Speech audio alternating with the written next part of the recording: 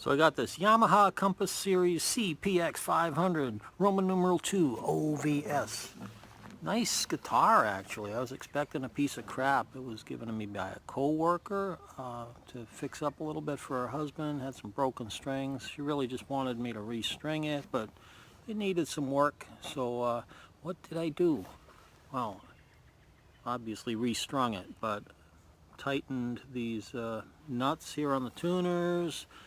Check the action here to make sure everything was good at the nut. I shaved down this saddle so that it would bring the string height down a little bit, make it more comfortable to play. I oiled the rosewood fretboard here, and I crowned and polished the frets. The frets came from the factory. They were a little bit flat on the top, which means they leveled it, but they did not crown it to put that nice semicircular cross section on the top of it to make it nice and playable. So I did that. It's called finishing what the factory forgot to do, and that's what happens with all guitars. Also, the fret ends were a little bit sharp, so I took a little angle file and kind of took they weren't really burrs, but little sharp edges off those. Made sure that it is comfortable to scoot up and down the neck, should the owner ever get to the point where he is scooting up and down the neck. This thing's pretty nice. Has a tuner built in, which I find very handy. I've never had a guitar with one of those before. It's not bad, and the tuner works pretty well too. The other thing, it has a very basic, simple EQ system. It's got a volume, obviously, but low, mid, and high frequencies, and it has a little mid shift. It's called AMF, which I guess must mean adjustable mid-range frequency. So by sliding that down toward 80 or up toward 10,000, you can move the center frequency so that your mid-range control is filtering out certain frequencies or boosting them. I'm not sure. It's probably passive. All in all, though, nice guitar. There was no evidence of any bellying up here or any pulling up of the bridge. One trouble I did have was when I went to put the new strings on, the bridge pins wanted to pull up as soon as I tensioned the strings. So these probably should be replaced at some point with something a little more grab, a little bigger diameter maybe. Also, I put little ramps, very small ramps, into the holes where the strings go into the body. That helps the pins stay down a little bit too, but the pins really should be replaced at some point.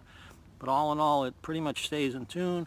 Now that I shaved down the saddle, the string action is a lot better.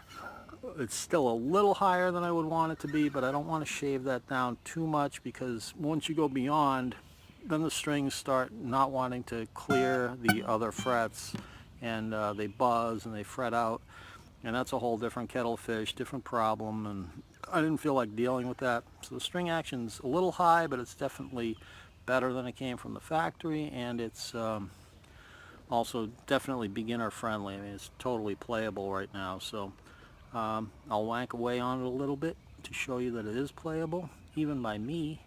All in all, pretty damn nice, I'd say, and ready to go.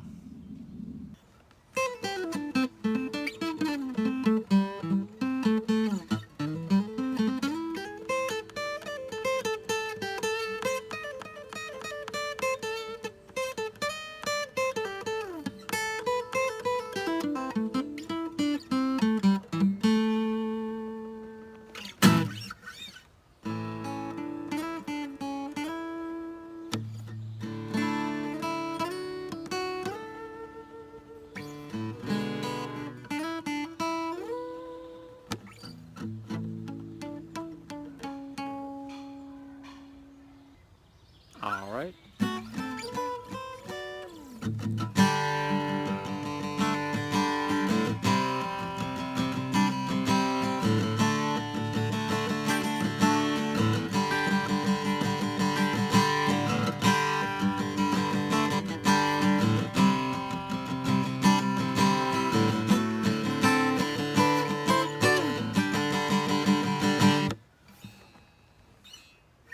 Not bad.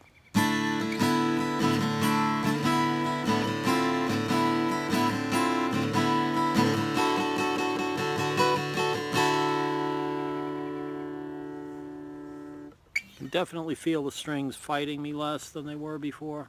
That's good. That means the tension is a little closer to being right. It's not quite there yet, but it's just about right. I don't want to take it down too low and have everything start buzzing when you play up here, because then it's going to be a whole other kettle of fish.